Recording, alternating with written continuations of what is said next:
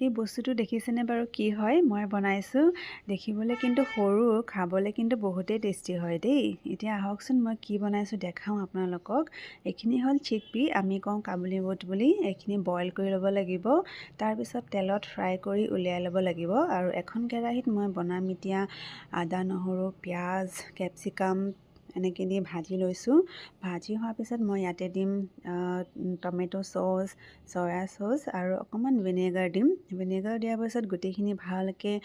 ভাজি ল'ব লাগিব ভাজি হোৱাৰ পিছত মই ইয়াতে দিম কৰ্ণফ্ল'ৰ দি ভালকৈ সিজিবলৈ দিম আৰু পানীখিনি অলপ শুকাই যোৱালৈকে সিজাব লাগিব আৰু যেতিয়া পানীখিনি অলপ শুকাই যোৱা দেখা পাব তেতিয়া বস্তুখিনি আমাৰ বনাই ৰেডি হৈ যায় আৰু খাবলৈ কিন্তু বহুতেই টেষ্টি হয় এনেকৈ বনালে আপোনালোকেও ট্ৰাই কৰি চাব পাৰে বনাবলৈ ইজি হয় আৰু খাবলৈও বহুতেই টেষ্টি হয় মই কিন্তু বহুতে ভাল পাইছোঁ এনেকৈ খাই আৰু মোৰো এই ভিডিঅ'টো যদি ভাল পাইছে লাইক কমেণ্ট আৰু মোৰ চেনেলটো ছাবস্ক্ৰাইব কৰিব